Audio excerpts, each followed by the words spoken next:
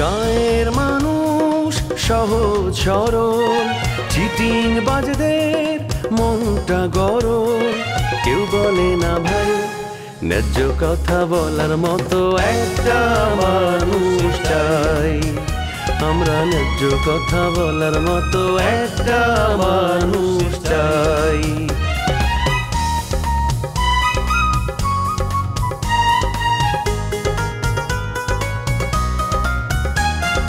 সৎ মানুষের ভাঙ্গা বাড়ি, ধান্দা বাজরা নেয় যে গাড়ি। কেমন নিয়ম ভাই, উচিত কথা বলার মতো একটা মানুষ নাই। উচিত কথা বলার মতো একটা মানুষ নাই।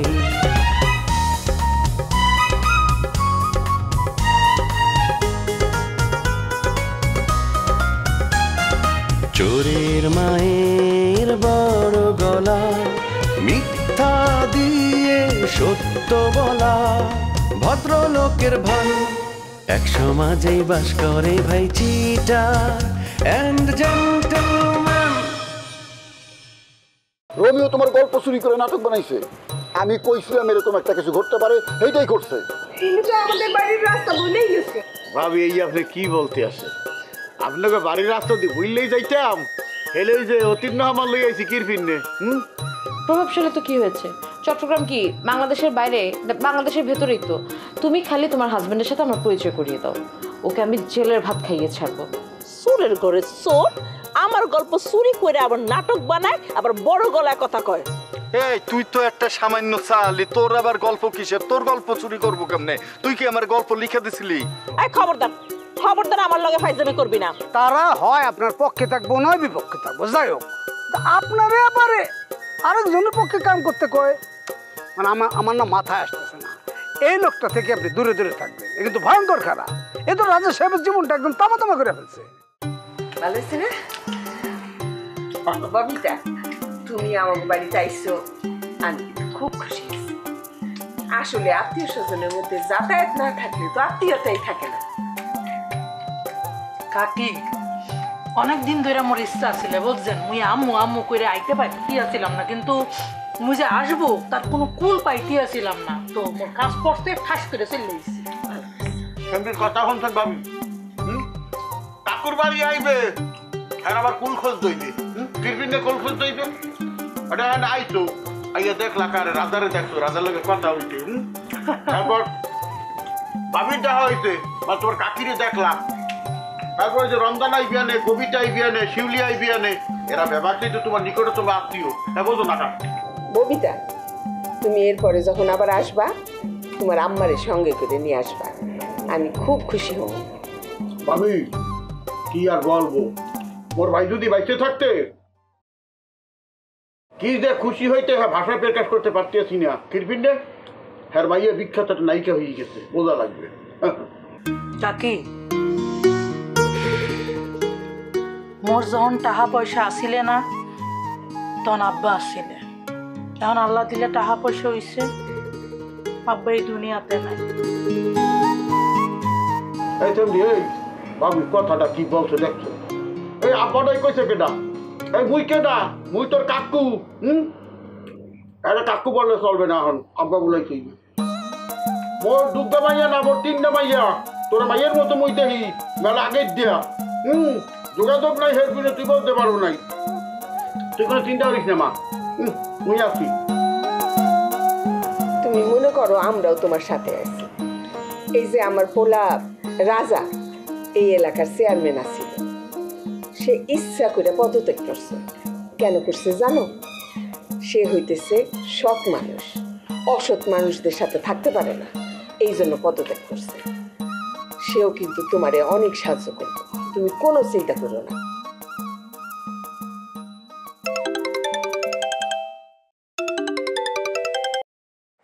হ্যালো, কে বলছেন? তোর বাপ বলছি। আমার বাপে তো বহুত আগেই মানে ইন্তেকাল করছে। আমার আম্মা দ্বিতীয় বিবাহ কবে করলো? ওরে বাটপার, তুই এত কথা বলিস না, কথার ফুল ঝুড়ে ছড়াইতেছ। আমি এতদিন ধরে রিসোর্টে আছি, একবার তুমি দেখা করতে পারলা না? ও ও ও এইবার বুঝতে পারছি। আপনি আমার বিজনেস ফাদার। আমি জানছি, আমি শুনতে পারছি, কিন্তু আমি ইচ্ছা করে যাই নাই।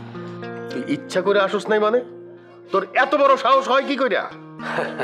শোনেন, আপনি আমার বাপ মা তুলা গালি দিবেন, আর আপনি আমারে বলবেন 2 লাখ টাকার জমি আপনার আমি 6 লাখ টাকা কইয়া কিনে দিছি, বাকি টাকা আমি মাইরা দিছি।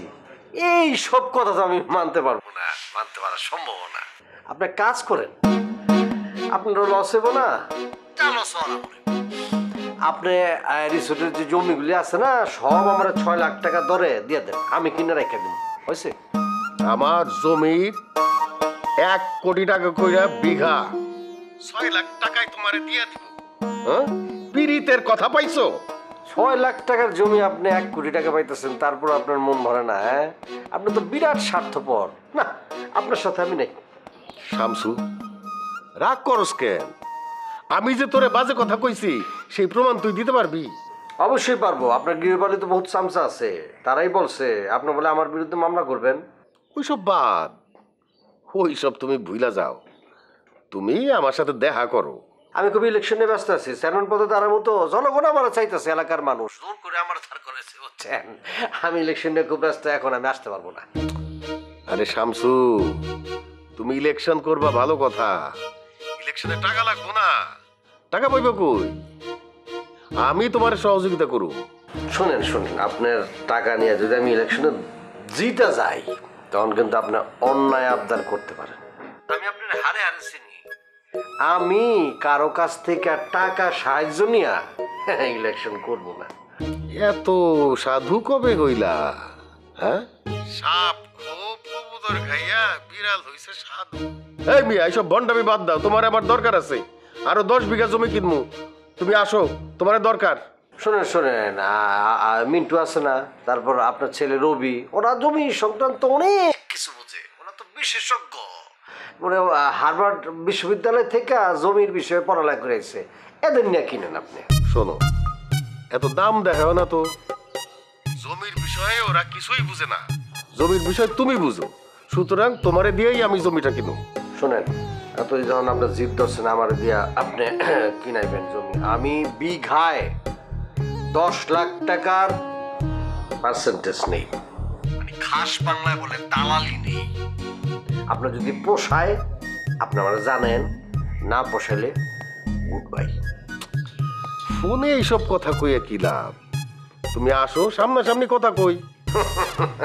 ওকে। আসসালামু আলাইকুম আঙ্কেল, ভালো আছেন? আন্টি কেমন আছে? ঠিক আছে, এই যে তুমি আঙ্কেল কইয়া ডাক দিলা, খুব ভাল লাগলো। আসো আসো, সামনাসামনি কথা কই। কাকি, মোর লেগে দোয়া হরবেন, আর আমনের পুরা পরিবার সহ মোর কাকুর লগে মোর গ্রামে গিয়া ঘুরে আইবেন, মোর মা অনেক খুশি হইবে। আচ্ছা ঠিক আছে, এরপরে ওমর যখন যাইব তোমাকে বাড়িতে, তখন আমাদেরকে সঙ্গে করে নিয়ে যাবে। ওমর, তুমি কিন্তু আমাকে সঙ্গে করে নিয়ে যাবা। আমি একটা কথা বললেন, হ্যাঁ কওয়া লাগে, একটা মাইক্রো নেব, ছাত করে চলে যাবো। আগে তো ধরেন লঞ্চে যাওয়া আসলে বিহালবেলা লঞ্চে উঠতাম, মানে হ্যাঁ পরে বৈনাকালে দেখি নামতাম, একটা হাঙ্গাটা রাইট লাগছে লঞ্চে। আর এখন গল্প শুরু করে বাসে উঠবেন, বরিশাল চলে দেখবেন গল্প ফুরাইবে না, ঠস করে চলে চোখের ফলকে। কাকি, এই পদ্মা সেতুর কারণে এখন কিন্তু গ্রামে যাইতে টাইম খুব কম লাগে। আমি ধরেন এককালে পৌঁছে গেছি। আহারে, শিউলি এখন আইসে পৌঁছাইলো না। শিউলি থাকলে তুমি গল্প করতে পারতা, অনেক মজা লাগতো তোমার। ভাবি, গল্পের সময় কি চলে দেখি আছে? শিউলি কি আর আইবে না? শিউলি তো আইবে, আর ও আইবে, কথাবার্তা হইবে, অসুবিধা নাই। ওটা চলে দেখিয়েছে না, শুটিং শুরু হয়েছে, শুটিং শেষ তাও তোমার, ও তো যাইতেছে না, রিসোর্টে থাকতে হইবে ওর। ভাই লতাই উঠি আমি। আরে আরে কি কও, রাতের খাওন খাইয়া তারপর যাবা? হ্যাঁ ভাবি, ও তো রিসোর্টের খাওয়ান খাইবে, বোঝেন না কা? শুটিং এর খাওয়ান একটা 10-12 পদের তরকারি, বললেন গরুর গোস্ত, খাসির গোস্ত, মুভা, আর ও তো নায়িকা, ওর তো স্পেশাল খাবার। ও যদি ভাত না খায় না, ও রাত্রে খানা রুটি দেবে, বুঝলেন? আর মোর আবার দাওয়াত আছে, বুঝলেন? দাওয়াত না থাকলে মুই দুটো খাইয়ে দিতে পারবে। ঠিক আছে কাকি, ভালো থাকবে। আমি তাহলে আবার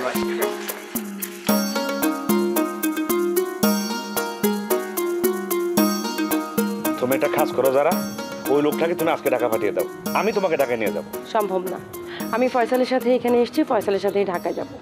আর তাছাড়া তুমি এখানে কেন আসছো? বউয়ের জন্য খুব পরাণ পড়ছে না তোমার এখন? তোমার কারণে তো আমি আমার বউকে মায়া করতে পারি নাই। হ্যাঁ, তার দিলে অনেক আঘাত দিয়েছি, তার মনে কষ্ট দিয়েছি, কিন্তু আমার বউ আমি দেখেছি তোমার সাথে ভালো আছে, যে তোমার মতো ওই যে বন্ধু পরিবর্তন করে না। তোমার কাছ থেকে তোমার বউয়ের কোনো প্রশংসা আমি শুনতে চাই না, তুমি এখন এখান থেকে যাও। আর তাছাড়া যাবা না কেন? তোমার বউয়ের তো টিকটিকি লাগানো আছে এখানে। আমি তো যাব, কিন্তু তুমি যে আমার টাকাটা নিয়ে অন্য বন্ধুকে নিয়ে রিসোর্টে আসছো, সেটার কি হবে? যে ফিল্ম করতে আসছি। ফয়সালকে জানো? ফয়সাল হচ্ছে প্রোডিউসার, ঢাকা থেকে ডিরেক্টর আসবে, আমরা সবাই মিলে এখানে লোকেশন দেখছি। কেন বোঝো না তুমি? ওরে মারে মা, মুখ দিয়ে ফাট করে বলছে প্রোডিউসার, ফিল্ম বানাবে, আর টাস করে তুমি চলে আসো তার সাথে রিসোর্টে একদিন আগে। হ্যাঁ, তোমার শরীরটা যে এত অধপতন হয়েছে, এটা যদি জানতাম তোমার সাথে দিন কথা বলতে পারতাম না। তুমি এটা থার্ড ক্লাস মায়া পাওয়া যায়। আরে বাহ বাহ বাহ বাহ বাহ বাহ, আমি এখানে মরে যাচ্ছি আর উনি এখানে বসে বসে সুন্দর করে যারার সাথে প্রেম করতেছে। হ্যাঁ, খুব সুন্দর। আরে নুপুর, তুমি ভুল বুঝতেছো, যে আমাকে ভুল বুঝতেছো। যে কি ভুল বুঝতেছি? আমি তার কাছে তোমার প্রশংসা করতেছি, যে তাকে তুমি জিজ্ঞেস করে বিশেষ হলে যারা তুমি বলো, আমি তোমার আমার নামে প্রশংসা করতেছো? হ্যাঁ বেটা, তুই যদি যারার সাথে প্রেম করবি তাহলে তুই আমার কেন বিয়ে করছিলি বল? হ্যাঁ, ছাড়ো না, ছাড়ো না। আমাকে কেন বিয়ে করছিস? আমার জীবন কেন নষ্ট করছিস? তুই আমার বিয়ের করে আবার এই মেয়ের সাথে ফষ্টি নষ্টি করতেছস। হ্যাঁ, তোরে এবার আমি দেখিস, আমি খুন করে তোর ওই পুকুরের মধ্যে ফেলাই মাছের খাওয়াবো, মাটি যেন দিতে না পারে তোর বাবা তোর লাশ দেখিস আমি এই অবস্থা করবো। নবদ, তুমি আমাকে ভুল বুঝছো, যে আমাকে ছাড়ো না, ছেড়ে যাবে তো আর কি। শোনো, আমি কিন্তু তার কাছে তোমার প্রশংসা করছি, যে তাকে জিজ্ঞেস করো বিশেষ তাহলে। যারা তুমি একটু বলো না, আমি তোমার কাছে তার কথা কি বলছো তুমি একটু বলো। একটা পাগল মহিলার সাথে আমি কথা বলবো? ধ্যাৎ, এটা একটা উন্মাদ মহিলা, এর সাথে আমার কথা বলার কোনো রুচিই নেই। কি বলছস? আমার উন্মাদ বলছস তুই? হ্যাঁ, তুই উন্মাদ, তোর 14 গোষ্ঠী উন্মাদ, ফাজিলের করে ফাজিল কোথাকার। তুই আমার সংসার ভাঙার রাস্তা করছস, যে আমার জামাইয়ের সাথে প্রেম করে বেড়াইতেছস তুই। হ্যাঁ, আর তুই কি করতেছস? তুই যে আমার জামাইয়ের সাথে তো প্রেম করছ, ভালো কথা, এটা ছাড়িয়ে যা আরো কতগুলো বেটার ফ্রেন্ডের সাথে তুই ঘোরাঘুরি করছ, এগুলো কেন জানি না, মনে করছস যে দুশ্চরিত্র নারী কোথাকার। শরীফ, তুমি তোমার বউকে সামলাও, আদারওয়াইজ আমি কিন্তু পুলিশে কল দিতে বাধ্য হব। সেই মহিলা, উন্মাদ মহিলা, বরাবরই আমার ভাবমূর্তি নষ্ট করার চেষ্টা করছে। দুলাভাই, ও দুলাভাই, এই দুলাভাই বাড়িতে আসেননি? না, দুলাভাই তো বাড়িতে নাই, সে তো টোটো কোম্পানি, সে কি সময় বাড়িতে থাকে নাকি? বাড়িতে নাই? না, আপনার কি দরকার দুলাভাইরে? রমজান ভাই আমাদের ঘর জামাই সমিতির সভাপতি, আমরা জামাইরা যখন কোনো বিপদে পড়ি তখন তার সহযোগিতা চাই। এখন আমি বিপদে পড়ছি, তার সহযোগিতা দরকার। আপনি কি বিপদে পড়ছেন আমারে বলেন, দেখি আমি সলভ করতে পারি কিনা। শোনো, ওই যে রমিও ভাই একটা নাটক করতেছে, সেই নাটকের সাথে আমিও জড়িত। আমি বরিশাল থেকে যে আমার শালিকে ববিতার আমি নিয়ে আসছি। হ্যাঁ, ববিতা এখন ঠিকই রমি ভাই নাটক করতেছে, আর রমি ভাই আমারে বাদ দিয়ে দিছে। বাদ দেওয়ার নিশ্চয়ই কোনো কারণ আছে, কারণ ছাড়া তো রমি ভাই আপনারা বাদ দিব না। শোনো শিউলি, তোমার বলি, ঘটনা হয়েছে কি, ববিতা তো আমার শালিকা। এখন আমি থাকলে পরে আমার শালিকার সাথে রমি তো মনে করো যে এইভাবে খোলামেলা কোনো আচরণ করতে পারতো না, একটু ফষ্টি নষ্টি করতে পারতো না, এই কারণে আমার বাদ দিছে। শোনো, রমিও অনেক বিরাট অন্যায় করছে। আরে হে তো দুলাভাইরে নিয়ে একটা নাটক বানানোর কথা ছিল, দুলাভাইকে সে নাই, তার মানে সে বিরাট অন্যায় করছে। শোনেন, রমিও ভাই তো পরিচালক, সে যদি ইচ্ছা করে আপনারা বাদ দিয়ে থাকে, আপনি কোনো দোষ দিতে পারবেন না, কারণ নাটকের ডিরেক্টর হইতেছে ক্যাপ্টেন অফ দ্য শিপ, তার ডিসিশনটাই চূড়ান্ত হয়ে থাকে। আরে কি আশ্চর্য শিউলি, তুমিও দেখতেছি রমিওর পক্ষে কথা বলতেছো, এটা কি তোমার ঠিক হইতেছে? না না, আমি তো রমিও ভাইয়ের পক্ষ নিয়ে কথা বলতেছি না, আমি আইনের কথা বলতেছি। আপনি যদি আপনার নায়িকার নিয়ে বলাতে পারতেন, তাহলে বলাতে পারতেন যে আমি মজনু ভাই ছাড়া নাটকই করুম না, তাহলে একটা খবর হয়ে যেত, সাথে সাথে আপনার নাটকে নিত। আর রমিও ভাই হইতেছে শক্তের ভক্ত, নরমের জম টাইপের জিনিস। একদম ঠিক কথা বলছো। আমার শালি ও হিতি আমার লোকে বেমানি করলো। আরে হিতি যদি বলতো যে মজনু ভাই না থাকলে আমি অভিনয় করতাম না, হ্যাঁ, হিতি তো এই কথা বলে নাই, তার মানে হিতি ঠিকই আমার সারা কাজটা করে পারিল। বেঈমান। তাইলে আর কি করবেন? আপনার মানুষের কথা শুনতেছে না, তাহলে পর মানুষ রমিও ভাইয়ের দোষ দিয়ে কি করবেন? রমিও ভাই ফারুলের গল্প চুরি করেই নাটক করতেছে, বুঝছো নি? এখনো যে ফারুল আপা এর নামে মামলা করবো। শোনেন, এত ছোট একটা বিষয় নিয়ে মামলা করা ঠিক হইব না। আপনি পারুল আপাকে আমার কথা বলবেন যে আমি মামলা করতে নিষেধ করছি। ঠিক আছে বলমু। আরে তোমার এখানে আসার পর আমার রাগটা মাটি হয়ে গেছে কই, নাহলে তো মাথা আমার খুন চাপি গেছিল বুঝছো নি। এখন কোনো রকমের রাগটারে কন্ট্রোল করছি। এখন রাগ করার তো সময় না, ববিতার যাতে ক্ষতি না হয় সেদিকে খেয়াল রাখবেন, কারণ ববিতা তো আমাকে আত্মীয়। হ্যাঁ তুমি একদম ঠিক কথা বলছো। আমি রাগ না করি, হিতিরে তাইলে আমি সেভ করি। তোমার বুদ্ধি জ্ঞান আসলে খুব ভালো, থ্যাংক ইউ। তাইলে আমি এখন যাই। কেন দুলাভাইয়ের বংশের সবগুলোই পাগল, একটার থেকে আরেকটা বেশি পাগল। আচ্ছা নূপুর, তাদের সাথে এখন আর কথা বলে লাভ কি? তারা থার্ড পার্সন সিঙ্গুলার নাম্বার, তারা এসছে, তারা তাদের মতো চলে যাবে আর কি। আমাদেরটা তো আমাদের ব্যাপার, পার্সোনাল ব্যাপার। আমি তো তোমার কাছে চলে আসছি জানো। তোরা কে রাখবে আমার কাছে? হ্যাঁ তুই আরেকটা এটার মতো দুশ্চরিত্র। ফটাফট করে যেই শুনছে মির্জারা এখানে আসছে রিসোর্টে আরেকজনকে নিয়ে সুসুর করে চট্টগ্রাম থেকে চলে আসছে, অথবা আমি যে এতদিন ধরে ফোন করতেছি, এত যোগাযোগ করে ব্যবস্থা করতেছি, আসছ নাই তো আমাকে দেখার জন্য। এখন মির্জারা কথা শুনে চলে আসছে যে তোরা আমার গুণ আসিস, তুই চুপ করে থাক, কথা বলবি না। নূপুর আমাকে কথা বলতে দাও না, আমাকে মানে পরিস্থিতিটা আমাকে ফেস করতে দাও না। শরীফ শোনো, আমি কিন্তু চলে যাচ্ছি। তোমার বউ যদি আমাকে নিয়ে আর একটা উল্টাপাল্টা কথা বলে, আমি কিন্তু তোমাদের দুজনকেই মানহানি মামলা দেবো। যারা তোমাকে আমি একটা কথা বলি, বুঝছো না? তুমি তোমার বন্ধুর লেন্সে চলে যাও, তুমি রিসিটার নয়, বুঝছো না? তুমি আমাদের সংসারে অশান্তি সৃষ্টি করতে যে তুমি আর এখানে এসো না, রিসোর্টে এখানে আমার বউ থাকে যে আর কি। তোমার কাছে আমি রিকোয়েস্ট করি, বুঝছো না? তুমি তোমার বন্ধুর লোক চলে যাও। যাচ্ছি, তবে মনে রাখো ঢাকায় যাওয়ার পরে তোমার বউয়ের আমার সাথে দুর্ব্যবহার করার জন্য একটা প্রতিশোধ যদি আমি না নিয়েছি, তারপর দেখো। ওরে বাপরে, আমি ডরাইছি, আমি ভয় পাইছি। হারামির ঘরে হারামি, তুই যাচ্ছিস, তুই আমারে ভয় দেখাস কেমন? তুই যে সে মানে তোরে যে আমি তুই যে আসস রিসোর্টে, তুই আমার জন্য আসস, আমি যদি একটা ইশারা দেই তুই থাকতে পারবি এখানে? কত বড় সাহস! তুই আমার কি করে ক্ষতি করবি? তুই যেদিকে জানতো আসস, এটা তো তোর 10 কপালের ভাগ্য। দেখছো যে ছাপা মারতেছে, সে কি আমাকে চিনে যে শরীফ? আমিও চট্টগ্রামের ছেলে যে। তুই চুপ কর, তুই এটা কথা বলতেছিস কেন? হ্যাঁ চিনিস না তুই তো এই মেয়ের পল্টি দিয়ে বড় করছ দে। হ্যাঁ শতানের ঘর শতান, তোমার জন্য চুরি করতেছিস, তুমি চোর বলতেছো। তুই দাঁড়িয়ে আসছ কেন এখান থেকে? তুইও বাইরো। এটা তুমি কি বলতেছো নূপুর? আমি কেন যাবো? আমি তো যাওয়ার জন্য আসি না যে, আমি থাকতে এসেছি, আমি তোমার সাথে থাকবো। তার সাথে থাকবি? আমার সাথে? হ্যাঁ। আমি তোর সাথে থাকবো? তোর মতো জালিমের সংসার আমি করব? জীবনও করব না। দেখো তুমি বলবো জানাজার কি নূপুর, আমি তো আমার সব কথা তোমাকে বললাম, আমি তোমার সাথে থাকবো, আমি তোমাকে ডিভোর্সও দিব না, আমি তোমার সাথে সংসার করবো নূপুর। না, তুই হতে চাইলেও আমি তোর সাথে সংসার করবো না। তুই আজকের মধ্যে আমাকে ডিভোর্স দিবি, ডিভোর্স দিয়ে এখান থেকে ডাক চলে যাবি। আমি বললাম তো আমি তোমাকে ডিভোর্স দিব না নূপুর, আমি তোমার সাথে সংসার করবো নূপুর। আপাতত চাচ্তেছি যে আর কি, হ্যাঁ আমি তোমার সাথে সংসার করবো, আমি তোমাকে বলতেছি আর কি, আমি বলতেছি সত্যি তো বলতেছি আর কি। জালিমের সংসার আমি করবো না, এটা আমার লাস্ট কথা। তুই আজকের মধ্যে আমাকে ডিভোর্স দিবি, নাহলে দেখিস এই রিসোর্টের টাকা আমি বাজাইতেছি তোকে, আমি লোক দিয়ে তোর মায়ের কয় পিঠে হাড্ডি গুড্ডি ভাঙা তারপরে চট্টগ্রাম কাটাবো। নূপুর কি বলতেছো যে নূপুর? কোনো লেট মেরে গিয়েছে, আরে ক্ষমা করে দাও না, জানো না নূপুর, হাড়ে যাই তো আরো সারিয়ে রে। শমশের ভাই, তোমার তো কোনো পাত্তাই নেই, তুমি আমার ভুলে গেলা কেমনে? বলবো না, শমশের ছাড়া যদি তুমি আরো 50টা প্রেম করো, সেইখানে আমি নাই। ফালতু কথা বলবা না। তুমি যাদেরকে আমার প্রেমিক বলতেছো তারা কেউ আমার প্রেমিক না। তাহলে কি? তারা আমার সাথে কথা বলতে ভালোবাসে। তোমার সাথে তো আমার আলাদা একটা মধুর সম্পর্ক ছিল। হারামি বেটা, একটা ফোনও তো দাও না, আর আগের নাম্বারটাও তো বন্ধ করে রাখছো। আমি তোমার মতো আজাই রাখাই না, আমার কাজ করে খাইতে হয়। তোমার কি মনে হয় এই নাজমা বেগমরে মানুষ ঘরে এসে বান্ডিল দিয়ে যায়? আমারও কষ্ট করে ইনকাম করে খাইতে হয়। বউ ছাড়া যখন রাস্তায় দেখো, তখন তো শরীর মনে একেবারে প্রেম উতলায় পড়ে। আর বউরে পাশে নিয়ে রাস্তায় দেখলে এমন ভাবে চোখের গরম দেখাও, মনে হয় যে নোংরা কিছু হাইটটা যাইতেছে, তখন তোমাদের গার মধ্যে ঘিন ঘিন করে। হ্যাঁ, এখন ফাও কথা বাদ দিয়ে আসল কথা কও, কি জন্য ডাকছো? আমার শ্বশুরের মন ভালো করে দিতে হবে তোমার। কিন্তু তোমার শ্বশুর তো 80 বছরের বুইড়া, তার এই বয়সে মতলবটা কি? আমার শ্বশুর শিল্পপতি মানুষ, একা একা থাকে, মন মরা হয়ে থাকে, কথা কইলেই চইটা যায়। আমার শ্বশুরে আমি অনুভব করছি, আমি বুঝতে পারছি তার মন খারাপ হওয়ার কারণ। আমার ধারণা কোনো সুন্দরী নারীর সাথে যদি সে কিছুক্ষণ আলাপ সালাপ করে, তাহলে তার মন ভালো হয়ে যাবে।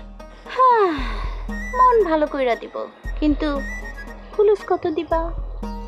শোনো, তুমি আমার শ্বশুরের সাথে মাত্র 1 ঘন্টা গল্প করবা, 5000 টাকা পাইবা, 1000 টাকার কসকসা নোট। টাকা? তোমার সাথে তো কথা বললে আমার ভাল লাগে, আমি মজা পাই, কিন্তু তোমার শ্বশুর তো বুইড়া বেটা, তার সাথে কথা কইতে কি ভালো লাগবো? আমার শ্বশুর খুবই স্মার্ট। ওনার সাথে যদি আমি দাঁড়াই তাহলে ওনারে জামাই মনে করে আর আমারে মানুষে মনে করে শ্বশুর। বাবা বাবা, এত সুন্দর থাকলে দাঁড়ায়ছো কেন? তারে পাঠায় দাও, দেখি তার সৌন্দর্য, তার মন মানসিকতা কেমন। তুমি রিসোর্টে থাকো, আমি আব্বারে পাঠাই দিতেছি। আচ্ছা শোনো, হাতটা চুলকাইতেছে, টাকাটা রেডি করো, আজকে 2 ঘন্টা আড্ডা দিয়ে তারপর চলে যাবো।